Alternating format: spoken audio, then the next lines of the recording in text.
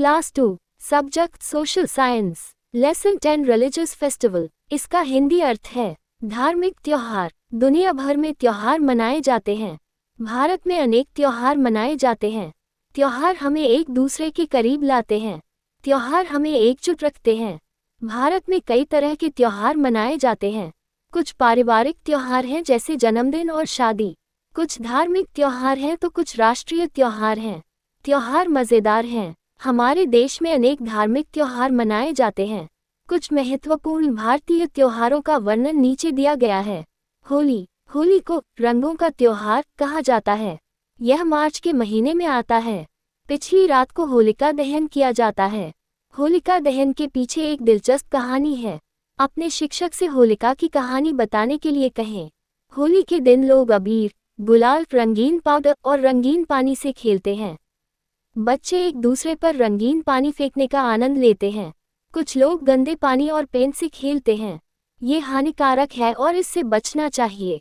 सड़कों पर ढोल की थाप पर खूब नाच गाना होता है। घर में ढेर सारी मिठाइयाँ और विशेष व्यंजन बनाए जाते हैं। गुंजिया एक मीठा समोसा होली पर बनाया जाने वाला एक विशेष व्यंजन है। दीपावली। विजयादशमी के 20 दिन बाद दीपावली आती है। ये कहा जाता है रोशनी का त्योहार, द फेस्टिवल ऑफ लाइट्स। ऐसा माना जाता है कि इस दिन भगवान राम 14 वर्ष के वनवास के बाद अयोध्या लौटे थे। लोगों ने अपनी खुशी व्यक्त करने के लिए दिए, मिट्टी के दीपक जलाए। इस दिन देवी लक्ष्मी की पूजा की जाती है। लोग अपने घरों की साफ सफाई करते हैं और उन्हें सजाते हैं। वे मोमबत्तियां, दीप, बल्ब आदि जलाते हैं। वे अपने दोस्तों के साथ उपहारों और मिठाइयों का आदान प्रदान करते हैं। बच्चों को आतिशबाजी और पटाखे बहुत पसंद होते हैं। हमें पटाखे फोड़ते समय सावधान रहना चाहिए। विजयदशमी। विजयादशमी या दशहरा अक्टूबर के महीने में आता है। ऐसा कहा जाता है कि इस दिन भगवान राम ने लंका के राजा रावण का वध किया था। विजयादशमी का जश्न मनाया जाता है। बुराई पर अच्छाई की कहानी। विजयादशमी से कुछ दिन पहले रामलीला का मंचन किया जाता है। विजयादशमी के दिन रावण, उसके पुत्र मेघनाद और उसके भाई कुंभकर्ण के पुतले जलाए जाते हैं। पश्चिम बंगाल में विजयादशमी को दुर्गा पूजा के रूप में मनाया जाता है। देवी दुर्गा की मूर्तियों को पवित्र जल में विसर्जित किया जाता है।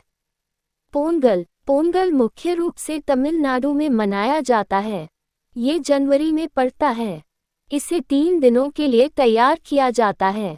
पहले दिन भोगी पोंगल, भगवान इंद्र या वर्षा देवता की पूजा की जाती है। दूसरे दिन सूर्य पोंगल पर सूर्य देव की पूजा की जाती है। तीसरे दिन माथु पोंगल पर गाय की पूजा की जाती है। इस दिन एक विशेष व्यंजन पोंगल चावल बनाया जाता है। ओणम। ओणम मुख्य रूप से केरल में मनाया जाता है। यह उत्सव 4 दिनों तक चलता है, सभी अगस्त या सितंबर में।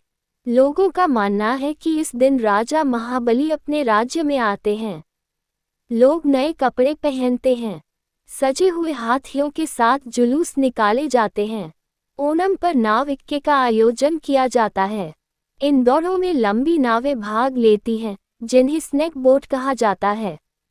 गणेश चतुर्थी। गणेश चतुर्थी मुख्य रूप से महाराष्ट्र में मनाई जाती है।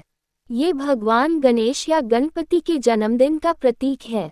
यह उत्सव 10 दिनों तक चलता है।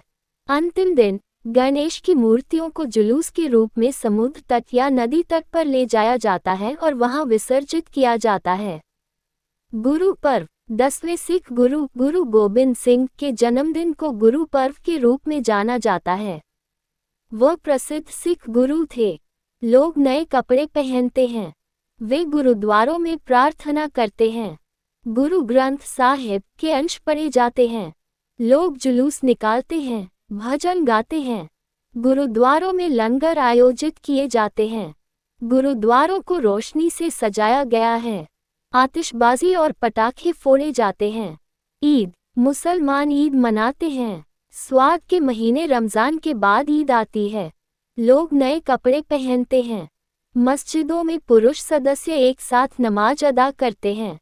नमाज के बाद वे एक दूसरे को गले लगाते हैं और ईद मुबारक कहते हैं। सेवैन नामक एक विशेष मिठाई तैयार की जाती है। लोग एक दूसरे को बधाई देते हैं और शुभकामनाएं देते हैं।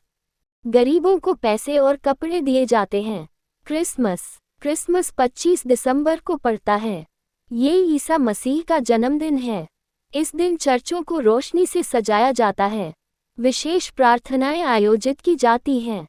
क्रिसमस ट्री को गुब्बारों, बल्बों, रिबन और घंटियों से सजाया जाता है। लोग एक दूसरे को उपहार देते हैं। सांता क्लॉस बच्चों के लिए उपहार लाते हैं।